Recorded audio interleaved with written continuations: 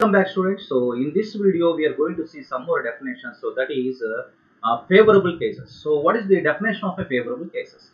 The cases which completely happening of an event are called as favorable cases, and which are not favorable is called as unfavorable cases. That means in rolling of a die, the number of favorable cases are of getting sum of 8 is 5. That means 2, 6, 6, 2, 3, 5, 5, 3 and 4. Next definition is outcome. So outcome means the result of a trial in an experiment, random experiment is called as an outcome. Simply we can say that the outcome means it is a result of a trial is called as a random experiment. So the next definition is mutually exclusive events. So this mutually exclusive events is also called as disjoint events. That means A intersection B equal to 5. That means there is no common element between two sets. So two elements or two events or two sets A and B are said to be mutually exclusive or disjoint events if A and B cannot happen simultaneously. That means the both cannot happen simultaneously. That means A intersection B equal to 5. So in throwing of a die, all the 6 phases are mutually exclusive events. So the next definition is certain or suit event. An event which always happens is called as a certain or suit event. That means in getting a head or tail, in tossing of a coin is a certain or suit event. So this is the definition. So next, impossible event. We already know that an event which never happens is called as impossible event. So getting both head and tail at one time is not possible. So it is an impossible event. So we may get head or tail, but not head and tail. So this is the definition of impossible event. So next one is simple event. An event consisting of only one sample point. Then it is called as a simple event. That means here we can see that only head is there. So it is a simple event. So next definition is null event. An event having no sample points, it is called as a null event. So or it is also called as a zero event. That means there is no elements in the set. So it is denoted by 5. So the next definition is complementary events. So complementary events means two sets or two events are said to be complementary if its intersection is 5 and if its union is entire sample space, then it is called as a complementary events. That means if we take A is an event of a sample space, yes, then its complement. We already know that the complement is taken as A dash or A bar or A complement, A power C. And if A intersection A complement equal to 5 and A union A complement equal to S, then this is called as a complementary event. So the next definitions are axioms of probability. So this is very important definition of probability. So in probability we are having 3 axioms, that is, one is axiom of positivity, next second one is axiom of certainty, and third one is axiom of union. So number 1, axiom of positivity means P of A greater than or equal to 0. That means positive of A, that means probability of A is greater than or equal to 0. That means probability of A lies between 0 and 1. So here axiom 1 states that probability are the real numbers in the interval 0 to 1.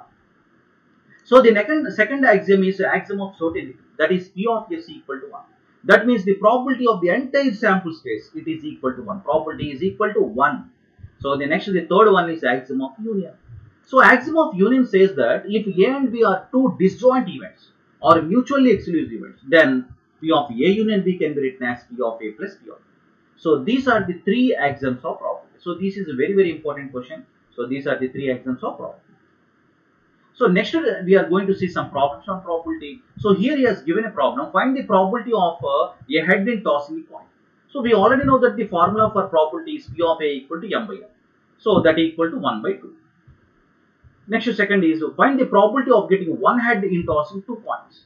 We already know that when a coin is tossed 2 times, then we have a formula 2 power N. So when a coin is tossed 2 times, then we have 2 square that equal to 4 elements. So these are the 4 elements. And he has asked to getting one head. So one head possible cases are only 2. So the total probability is 2 by 4. Next, what is the probability for a leap year to have 53 cycles? We already know that the leap year consists of 366 days. So in 366 days, we are having 52 full weeks. That means we are having 52 into 7. That equal to 364 days. And the remaining 2 are extra days. So the 2 extra days may be either Monday and Tuesday, or Tuesday or Wednesday or Thursday, or Thursday or Friday or Saturday, or Saturday or Sunday, or Sunday and Monday. So of these 7 cases, the possible cases of having Sundays is 2 cases. So here we are having 2 cases are favorable to us. So that is the last 2 cases. So the answer is 2 by 7. So we already know that the formula is probability of A equal to m by n, that equal to number of favorable cases by total number of cases. So we have 2 favorable cases and total number of cases is 7. So the answer is 2 by 7. So 2 by 7 is the answer. So next one, find the probability of getting a sum of 10 if we throw 2 dice. We already know that when a die is rolled n times or when a die is thrown n times, then we have a formula 6 square. So if a die is rolled 2 times, then we have a formula 6 square, that equal to 36. So of this number of favorable case of getting sum, so we have to check in that sample space. So getting sum 10 means if we add 2 x and y, then we get sum 10. So they are 4, 6, 6, 4 and 5, 5. So we are having 3 cases. So they are the 3 cases are favorable to us. So probability of A equal to 3 by 36, that equal to 1 by 12. So next, find the probability of getting sum of 9. So similarly, if we do like this, same as above problem, then we get 4 number of favorable cases, and we total we are having 36 cases. So our answer is 1 by 9. So next problem is, what is the probability of drawing an As card from a well shuffled deck of 52 cards? We already know that the As cards are 4. So number of exhaustive events or total number of cases is 52. So therefore the probability is 4 by 52. So our problem is simple. So the next problem is, if 3 coins are tossed, find the probability of getting 3 heads. Next one is 2 heads and the probability of getting no heads. So total number of cases. We already know that when a coin is tossed n times, we have a formula 2 power n. So when a coin is tossed 3 times, we have 2 cube, that equal to 8. So these are the 8 events. So first one, he has asked an event of getting 3 heads. So the possible cases of getting the only 3 heads is 1. So our answer is 1 by 8. So next one is event of getting 2 heads. So the possible cases of getting 2 heads is 3. So our answer is 3 by 8. Next event of getting no heads. No heads means that is 3 tails. So tail, tail, tail. So it is the 1 case. So 1 by 8. So 1 by 8 is our answer. Next, the next problem is to determine the probability of a following event.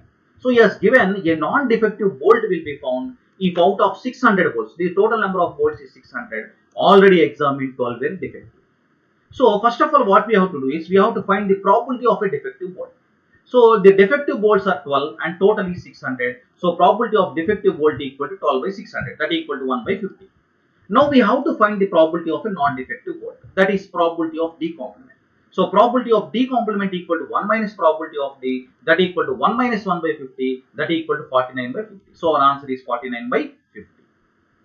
Next, a bag contains 3 red, 6 white and 7 blue balls. What is the probability that 2 balls drawn are white and blue?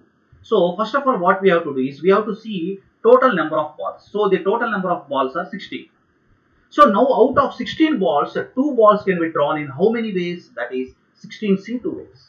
So 16C2 means 16 into 15 by 2 into 1. That means we get 120. So out of the 6 white balls, 1 ball can be drawn in any ways. How many ways means 6C1 ways. So out of 7 blue balls, 1 ball can be drawn in how many ways means 7C1 ways. So that equal to 7. So the total number of favorable cases is the 6 into 7, that equal to 42. Therefore the required probability is 42 by 120. So if we cancel, then we get 7 by 1. So this is the answer. So the next problem is, a bag contains tickets numbered from 1 to 20. That means a bag is having a tickets that it is a numbering from 1 to 20. So 2 tickets are drawn at random. Find the probability that both the numbers are prime. So he has taken the 2 tickets out of 20. So the possible number of ways is 20C2. Next, he has given the prime numbers. So in prime numbers between 1 to 20 is we are having 8 prime numbers between 1 to 20. So those are 2, 3, 5, 7, 11, 13, 17 and 19. So the number of favorable cases are 8. So they are taken in 2 ways means 8C2 ways. Therefore the probability of getting both the numbers are prime is this 8C2 by 20C. Then we get the answer 28 by 190 ways. So this is the solution for the given problem. So thank you students. Thank you very much.